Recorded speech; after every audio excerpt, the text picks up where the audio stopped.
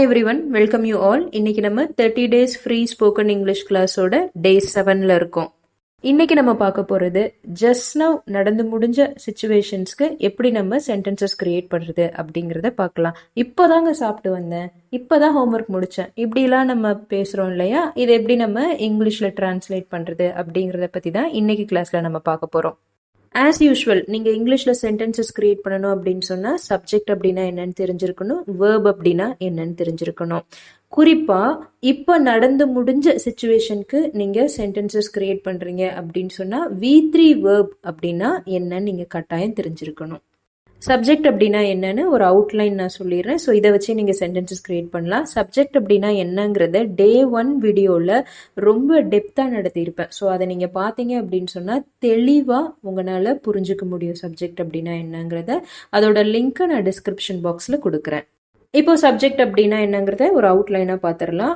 Subject அப்படிங்கிறது I, you, we, they, he, she, it, அதோட பெயர்களும் ஆட் ஆகும். இப்போ நம்ம வேர்ப் அப்படின்னா என்னன்னு பார்க்கலாம். வேர்ப் அப்படின்னா என்ன? வினை, வினைச்சொல். அப்போ நாம் செய்யும் செயலை குறிப்பதே வினை. அப்போ நம்ம என்ன செயல் பண்ணாலும் அதுதான் வேர்ப், ஆக்ஷன் வேர்ட்ஸ். என்னென்ன? ஆடுறது, பாடுறது, ஓடுறது, டான்ஸ், ரைட், சிங், பிளே, இந்த மாதிரி நம்ம எக்கச்சக்கமான வேர்ப் நம்ம சொல்லிக்கிட்டே போகலாம். அதுலேயும் ஸ்டேட் வேர்ப்லாம் இருக்குது. அது நம்ம சென்சஸ், இமோஷன்ஸ் இதெல்லாம் டினோட் பண்ணோம். For example think, here, listen. So இதெல்லாம் வந்து ஸ்டேட் வேர்ப்ஸில் வந்துடும். ஸோ நீங்கள் டே 1 வீடியோ பார்த்தீங்கன்னா இன்டெப்த்தாக அதெல்லாம் வந்து நான் நடத்தியிருப்பேன். சரி, இப்போ V3 வேர்ப் அப்படின்னா என்னன்னு பார்க்கலாம். V3 வேர்பை நம்ம இங்கிலீஷில் பாஸ்ட் பார்ட்டிசிபிள் வேர்ப் அப்படின்னு சொல்லுவோம். இப்போ நடந்து முடிஞ்ச சுச்சுவேஷன்ஸ்க்கு நம்ம சென்டென்சஸ் கிரியேட் பண்ணணும் அப்படின்னு சொன்னால் இந்த பாஸ்ட் பார்ட்டிசிபிள் வேர்பை வச்சு தான் நம்ம சென்டென்சஸ் கிரியேட் பண்ணணும். இந்த பாஸ்ட் பார்ட்டிசிபிள் வேர்பை தமிழில் என்ன சொல்கிறாங்க அப்படின்னு சொன்னால் இறந்த கால வினையெச்சம் அப்படின்னு சொல்கிறாங்க. சரி, இப்போ ட்ரிங்க் அப்படிங்கிறது present form of verb, drank அப்படிங்கிறது பாஸ்ட் டென்ஸ், ட்ரிங்க் அப்படிங்கிறது நிகழ்காலத்தில் நடக்கிறது, குடி, ட்ராங்க் குடித்தேன் அப்படிங்கிறது பாஸ்ட் டென்ஸ், ட்ரங்க் அப்படிங்கிறது past participle form of verb, இறந்த கால வினையெச்சம். அதே மாதிரி சிங் அப்படிங்கிறது present form of verb, sang அப்படிங்கிறது past form of verb, sung அப்படிங்கிறது past participle form of verb. அதே மாதிரி கோ அப்படிங்கிறது present form of verb, went அப்படிங்கிறது past form of verb, gone அப்படிங்கிறது past participle form of verb, அதாவது இறந்த கால வினையெச்சம். இப்போ இந்த V1, V2, V3க்கு நிறைய டேபிள்ஸ் இருக்கு, நெட்லேயே நிறைய டேபிள்ஸ் இருக்கு. V1, V2, V3 form of verb அப்படின்னு நீங்கள் கூகுளில் போட்டிங்கன்னா நிறைய இமேஜஸ் வரும். இப்போ நீங்கள் இதை என்ன பண்ணணும் அப்படின்னு சொன்னால் டெய்லி ஒரு தடவை நீங்கள் வாசிச்சு விடணும். இதை நீங்கள் ஃபெமிலியர் ஆக்கிக்கணும். ஏன்னா இது ரொம்ப முக்கியம். இது தெரிஞ்சாதான் உங்களால் வந்து இங்கிலீஷில் சென்டென்சஸ் கிரியேட் பண்ண முடியும். நான் முன்னாடி சொன்ன மாதிரி தான் V1 அப்படிங்கிறது ப்ரெசன்ட் ஃபார்ம் ஆஃப் வேர்ப், நிகழ்கால வினைச்சொற்கள். V2 அப்படிங்கிறது பாஸ்ட் ஃபார்ம் ஆஃப் வேர்ப், இறந்த கால வினைச்சொற்கள். V3 அப்படிங்கிறது past participle form of verb, இறந்த கால வினையெச்சம். டான்ஸ், ஆடு, இது என்ன வினைச்சொல்? ப்ரெசன்ட் ஃபார்ம் ஆஃப் வேர்ப், நிகழ்கால வினைச்சொல்.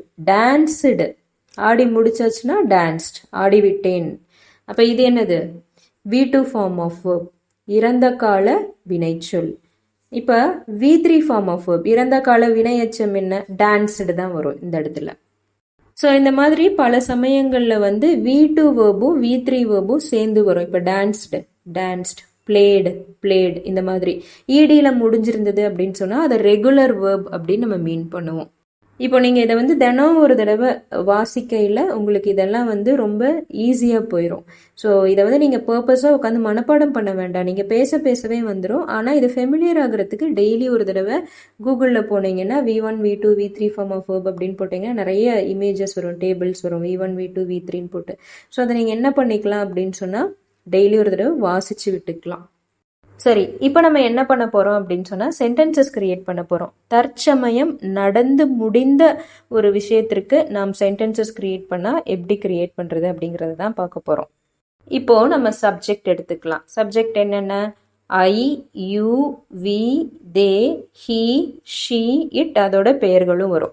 இப்போ முதல்ல நம்ம ஐ எடுத்துக்கலாம். இப்போ நீங்கள் ஒரு விஷயம் நல்லா புரிஞ்சுக்கணும். இப்போ நடந்து முடிஞ்ச சூழ்நிலைக்கு நம்ம சென்டென்சஸ் கிரியேட் பண்ணும் பொழுது ஐ, யூ, வி, தே அப்படிங்கிற சப்ஜெக்ட் கூட நம்ம ஹாவ் ஆட் பண்ணணும். இதுவே ஹீ, ஷீ, இட் அண்ட் பெயர்கள் கூட நம்ம வந்து ஹேஸ் ஆட் பண்ணணும். சரி, இப்போ நம்ம சென்டென்சஸ் கிரியேட் பண்ணலாம். இப்போதாங்க நான் சாப்பிட்டு முடித்தேன். எப்படி இங்கிலீஷில் சொல்கிறது? இப்போதான், ஜஸ்ட் நவ். நான், ஐ, பக்கத்தில் என்ன ஆட் பண்ணிக்கணும்? ஐ பக்கத்தில் ஹாவ், ஆக்ஸிலரி ஆட் பண்ணிக்கணும். Have, V3 form of verb இந்த இடத்துல வரணும். Eaten, just now I have eaten. அடுத்து சப்ஜெக்ட் யூ எடுத்துக்கலாம். நீ ஹோம்ஒர்க் முடிச்சிட்ட. நீ, யூ, அது பக்கத்தில் ஆக்ஸிலரி என்ன வரும்? ஹாவ் வரும். ஹாவ், முடித்து விட்டாய். V3 form of verb. completed the homework. You have completed the homework. அடுத்து வி எடுத்துக்கலாம். நாங்கள் நன்றாக விளையாடினோம். இது எப்படி இங்கிலீஷில் சொல்கிறது? வி, வி பக்கத்தில் வி அப்படிங்கிறது நாங்கள். வி, அது பக்கத்தில் என்ன ஆக்ஸிலரி வரும்? ஹாவ் வரும். ஹாவ், விளையாடினோம்.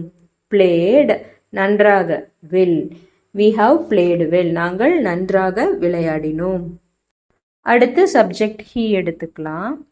அவன் கேக் சாப்பிட்டான். இதை எப்படி நம்ம இங்கிலீஷில் டிரான்ஸ்லேட் பண்ணுறது? ஹீ, அவன். ஹேஸ், பக்கத்தில் ஆக்ஸிலரி போடணும் இல்லையா? ஹேஸ், சாப்பிட்டான். ஈட்டன், என்ன சாப்பிட்டான்? Cake. He has eaten the cake. இதே மாதிரி தான் ஷீக்கும் இட்டுக்கும் ஹேஸ் போட்டு நம்ம சென்டென்சஸ் கிரியேட் பண்ணணும். அடுத்து ஒரு பெயர் எடுத்துக்கலாம். எக்ஸாம்பிள், ராம் வந்து அவனோட எக்ஸாமை ரொம்ப நல்லா பண்ணியிருக்கான். இது எப்படி நம்ம இங்கிலீஷில் சொல்கிறது? ராம், ராம் பக்கத்தில் என்ன போட்டுக்கணும்? ஆக்ஸிலரி போட்டுக்கணும். Has done his exam very well. That's all. So இந்த மாதிரி இப்போ நடந்து முடிஞ்ச சுச்சுவேஷனுக்கு நீங்கள் ரொம்ப ஈஸியாக சென்டென்சஸ் க்ரியேட் பண்ணலாம். இப்போ நான் உங்ககிட்ட சில கேள்விகள் கேட்குறேன், ஆன்சர் பண்ணுங்கள். சீதா இப்போதான் ஹோம்ஒர்க் முடிச்சா.